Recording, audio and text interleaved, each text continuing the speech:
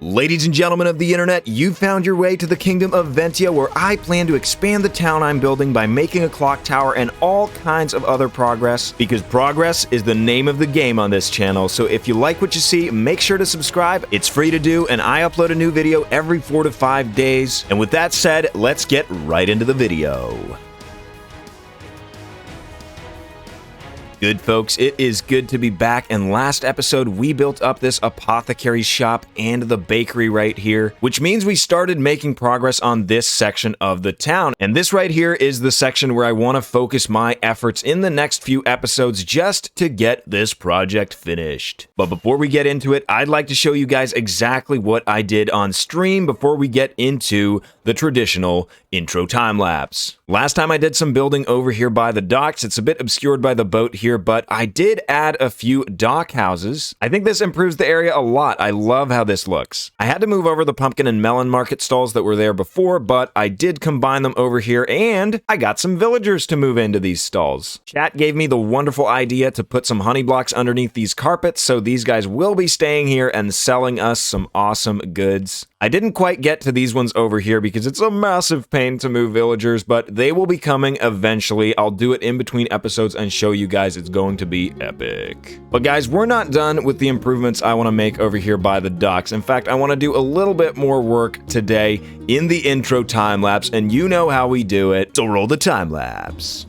And so starting us off here, I started expanding the dock. Improving this area is something I really want to work on a lot because it's the first area I built in the entire world. Basically what I did is I started at the bottom and worked my way up. And now that I feel that I have more of a consistent style in the kingdom, I can come back and change the details up and make everything fit in with the rest. You see me try out the stripped crimson wood here, and I really didn't like the way it looked with everything else. It's honestly a wood that I'd like to use more, but it just doesn't fit in with our current color palette. It clashes a little bit too much with the purple terracotta, so I switched it up for the warped wood we've been using in a lot of other places. And I ended up going with a very Scandinavian-inspired boathouse vibe. Up north, of course, the water by the shore freezes, so you want to pick your boat up and put it in your boathouse. But since Ventya doesn't get snow, I figure it's more of a place to store fishing equipment, sailing equipment, anything like that. And as you can see on screen right now, I got inspired to do some terraforming and texturing on our cliff faces. I've mentioned before that I want to texture up all the custom terrain that I've built and what's coming in the future, so I decided to get a head start here and textured up about half of the bay area. It definitely livens things up a lot to break up the stone in areas, and I'm super happy with the result that you can achieve with this texturing. But I think it's time we check it all out in first person, so ladies and gents, I will see you back on the other side.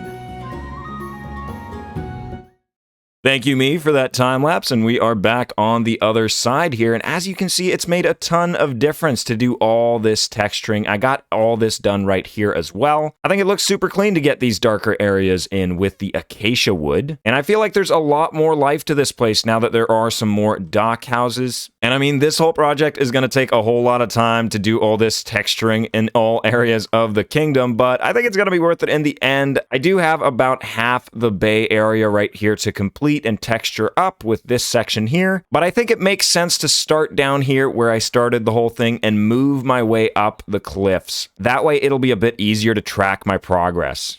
But good folks, I've been doing some thinking, and I got a great suggestion for what to put over here in this empty space by the inn. In fact, I got a lot of great suggestions from you guys for this space. One I really liked was from Billy McGurran, who said I should build a small stables here for the travelers resting at the inn. So we don't have a ton of space, but I think we can fit 2 small stables in here somehow. Hopefully we'll be able to fit 2 horses in a space like this, who knows? Alright, I decided to extend it a little bit here. My thinking is that we use the same colors and blocks that I've used over here, so something like this. It's getting dark and dangerous, let's go to sleep, my friends. That's definitely not making it in the video, for sure not. Okay, so far I have some kind of box here. Perfection is still eluding me, but I'm thinking our entrance could be something like this, a classic stair and trapdoor entryway. I'm really hoping horses can get through this. We'll have to test it out here soon. And we'll add some windows. Not gonna be an amazing view here, but I figure it's mostly so that the horses can breathe some fresh air and, well, you know, have the stink be let out for the people who are actually gonna horse around. Is it obvious yet that I'm not a horse person? Is this gonna be good enough, or do we want a taller roof? So I went ahead and made it taller because, you know what? Tall is beautiful. And so that's what we've gone with here. And I think it looks a lot better. And now we can put all these bushes back where they belong. Our next order of business, obviously, is cleaning up the interior here and bringing over some horses. So let me get some ceiling action in here for you guys. I'm going to be completely honest. Ceiling action sounded a lot cooler in my head before I said it. Like, this isn't a Spider-Man movie. Come on. Well, you know what? At least we do have a ceiling. Now we got to worry about how we're going to divide this up. I think the easiest thing to do would be just go like that.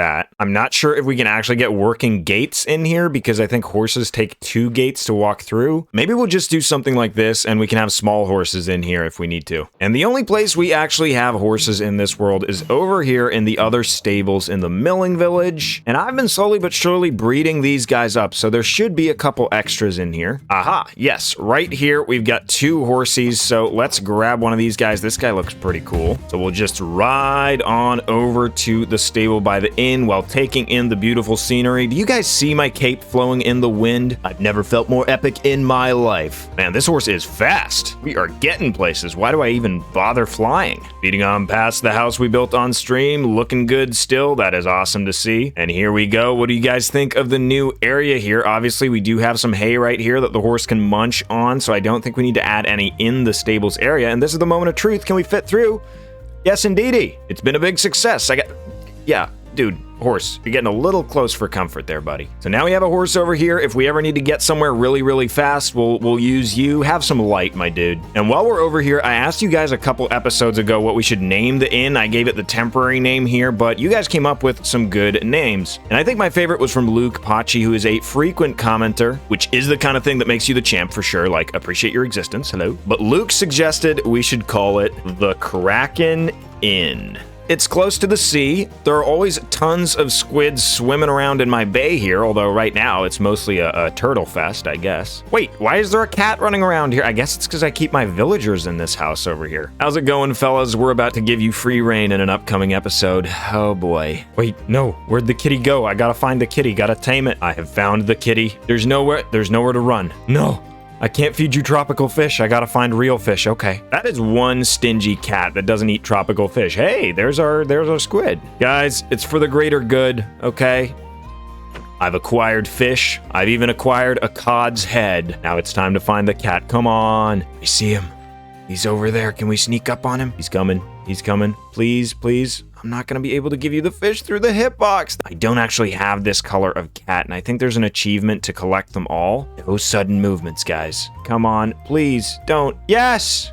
We did it! Guys, in the comments, we need a name for this guy, and I think you gotta come with us over to the inn because that's where you belong. That is where we found you. It is your new home. Okay, fine. I take it back. For some reason, a lot of my cats really love sitting in this spot. I don't know why. I couldn't tell you, but I guess this is where you're staying. I'm not even gonna sit you down. This is gonna be a little experiment. Will you ever teleport to me? Who knows? Also, we just heard my sugarcane farm go off, so, you know, stonks. Oh, hey, you did decide to teleport. Well, okay. But as I was saying, the Kraken Inn, it's not just because we have squid buddies in the bay or because we're close to the ocean, but it's also a little nod to McCracken. What's up, buddy? But guys, with that cat chase behind us, we are done with this area. There's a little bit of terraforming of the cliffs behind here we still need to do, but all in due time. Overall, I'm really happy with how this came out. So let's get to what we're actually meant to do in this episode here, and that's, of course, to continue the town we're building. Now, when I originally laid out this town, I made all these little shapes for different houses that I'm gonna make, and I do need to make a couple changes here before we continue with this. My thoughts going into this were basically just, I want to put houses as close together as possible, but now that I'm thinking about this, I think I want to remove this diagonal yellow house in the middle, and I think build a large tree in there. The canopy will act as shade for the square we're going to be building down there, but it'll also hide it from the air, so that if someone's exploring the world here, they actually need to come down and walk the streets of the town to be able to find everything. Because otherwise, I feel like a lot of people would just explore by flying around in creative or maybe using elytra. So this eliminates one house we have to build in the town right here. As for other changes I want to make, I want to change up these 3 houses completely, the configuration, because today I'm going to build something right here. You've already seen it in the thumbnail probably, so you know how big it's going to be. So I need to clear out a lot of space here, and I think I just want to build it right here in between these 2 houses, so we'll just move the roads to go around. So all this means is we basically just just have to plan out a few new shapes, which is no big deal because it really didn't take me that long in the first place to lay this out. And since I'm going to build this house right here, I think this one will be a little bit too close as well. So I think we need to remove these two as well and just redo most of the layout. All right, it's looking a little more naked at the moment. And I will do something about the coarse dirt stripes here that are left from when the vineyard was around. So what I think I'll do here is lay out a foundation the way I usually do with some of this andesite right here. And I think I got to take a look from the air just to see exactly where I want to put it. I think it'll be fine to put it right in this section here. Okay guys, small problem. You always got to check your surroundings when you do something like this because we do have this large tree up here that I really don't want to ruin. And if we build the house up right here, well, it's going to go right into this tree. So let's rethink this a little bit. I think if we just move it forwards a few blocks, that should do the trick. All right, so at least I've planned out where I want to build the thing right now, and the point of this build is going to be a clock tower so that the people of Ventya can tell the time. So I want this tower to be able to be seen from most of the kingdom, and luckily, right smack dab in the middle of the valley is going to be a perfect spot. So I think we just have to build it up and see exactly how good of a view of it we can get from everywhere. So without any further ado, ladies and gentlemen, let's do what we always do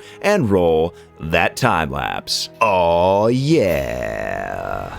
To start us off here, I didn't want our clock tower to stand alone as just a tall, skinny building, so I decided to build a house as the base for the tower. And since the house that started it all in this area was the vineyard building, I decided to go with a similar color scheme. And I'm honestly really loving this style of base, where I use the dark oak pillars to come down and sort of border off the stone base. And like I said earlier, I took a lot of inspiration from the vineyard building, and honestly a lot of the other houses in the area as well. The unique feature on this house is, of course, the giant clock tower at the top that's going to be coming in. And as I mentioned before the time lapse, I had to be very strategic about the specific positioning of this house because I want you to be able to see the clock tower from any location in Ventya. Basically, as long as you have a free line of sight, you should be able to tell the time. Because as you know, time is money, people. And on the back of the house here, I didn't do anything super extravagant. Basically, just where I put the windows, I made an A-frame on the trim of the roof. And I feel like you see this kind of ornamentation on older buildings a lot, so I just felt it fit right in. Now, you'll see that I went for the gray concrete with the gray wool sprinkled in for variation for my roof. And I actually had a bit of reasoning behind this. See, since this tower is going to be towering up right in the center of Ventya, it's going to be attention grabbing as it is. So I didn't want to make it one of my vibrant colors because it's going to stand out no matter how you slice it. So I'll save those colors for houses with less interesting features. That way I can maximize how eye-catching each house is in this area. And as you can see on screen right now, I'm putting in the clock tower and I'm super happy with how it turned out. I had such a limited space to work with, but it turned out so great. So let's check it out more in first person because this time lapse is running out. So I will see you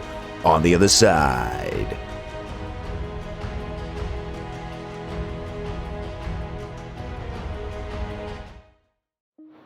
Ladies and gents, it is complete. We have the clock tower in Ventya, and I think it's looking mighty fine over here in the middle of everything, and it's gonna look so much better once we have the whole town built around it. But as you can see, the visibility is pretty good from over here, but I think we need to check it out from some areas that are obstructing it a bit more. And I think one of my favorite views is from over here by the beekeeper's house. You see it all the way over the forest. It really towers over and you can tell the time. I mean, of course, you can't actually tell the time because it's just one fence post, and I kind of want to talk to you guys about that. I went through a few clock tower designs in a creative world because I really wasn't sure how I was going to build this in the end. And when it came down to it, everything I built was too detailed and too big. And the big challenge of this was really to fit everything in with the scale that I'm building on. And so in the end, I had to settle on making the actual clock part this 3x3 area. And since I wanted to use the dark oak framing like this, all that left me with was the space in the middle. But I think this one fence post really does the trick. You can definitely see it's a clock tower. There's no mistaking it for anything else. And so guys, when you're building stuff like this, don't get too caught up in the simple details. Sometimes all you're gonna need is one block. And if we're coming up the mountain here towards the monastery, we can see the clock tower nice nice and clean over the roofs here. That's looking really, really awesome. I keep saying that, but it's so great to have something to look at over the roofs here. And of course, the higher up we get, it's going to be so much easier to spot. I love how that looks through these towers as well, just in between. And if you're coming by the tavern over here to the lighthouse, there's this awesome little view right here where you can actually see it. That is so great. With this one, I honestly had to chance these sight lines a lot and not plan it out too much, but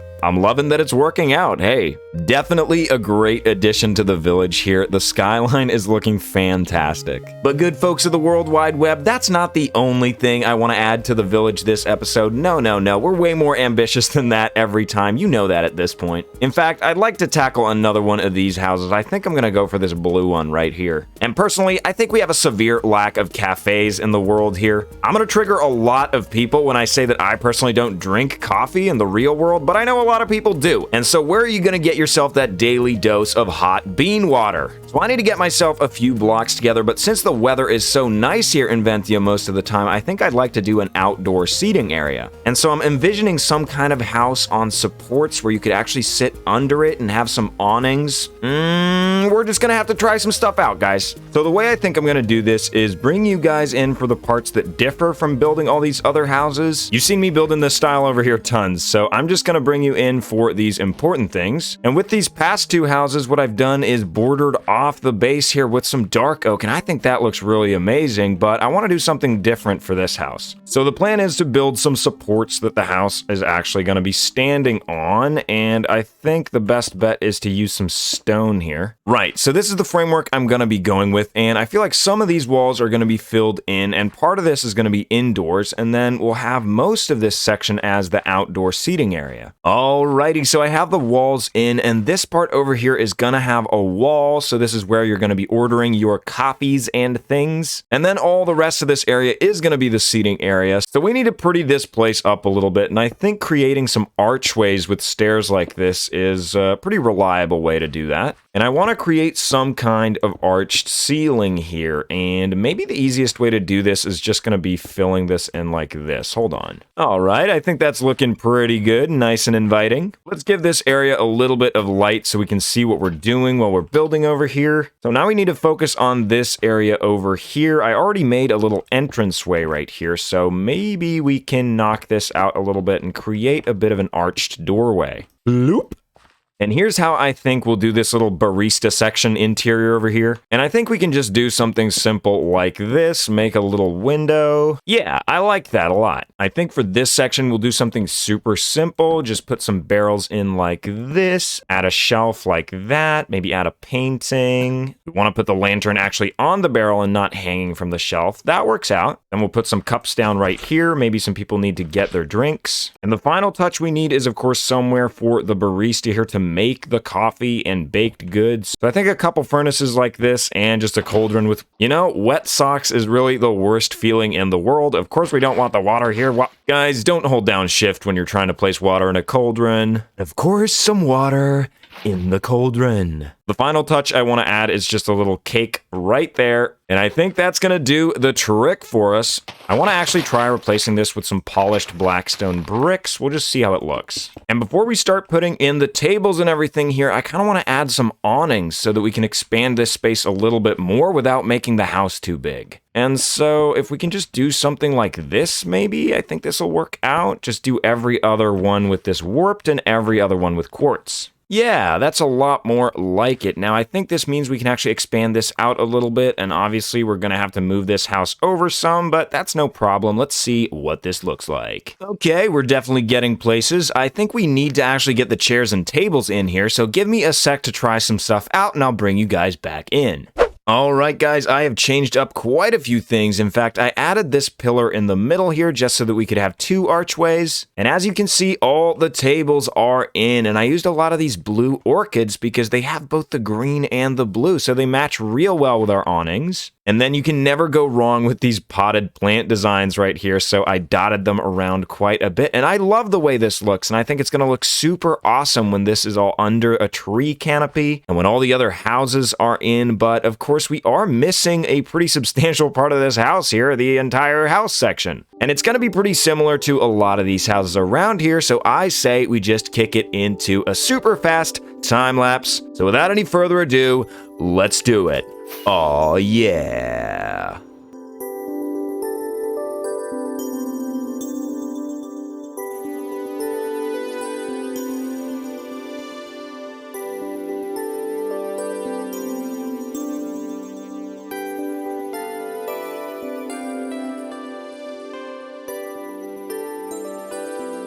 Alright, now we actually have a house atop the cafe right here, and I think that looks awesome, the way we just have the house on these supports. It makes it a little bit of a smaller house, but it does fit the style over here perfectly. On this side, I did add some shutters for the kitchen area right there, and my favorite part of the house is this entryway. It, of course, works as a double entryway. You can get into the little barista area right here, and you can get up towards the residence up these stairs. We're obviously still in need of some interiorizing over here, but overall, I think I did a pretty good job with this. So in the next episode, I think what I want to do is finish this whole section off by building a few houses, this red one in particular, and a few over here. We're going to have to move this one, so we'll have to figure out something a little bit different, and then I want to do something over here. So pretty soon, this whole thing should come together, and I think I want to start the next episode by getting in all these roads and getting rid of this stripy pattern. That should really make this area come together, but for now, ladies and gentlemen, I think that's all I've got. This episode's getting really long, and it needs to come out, and you know the drill. If you watch this video all the way to the end, then you're the champ, and I appreciate your existence. So until we see each other next time, have a good one.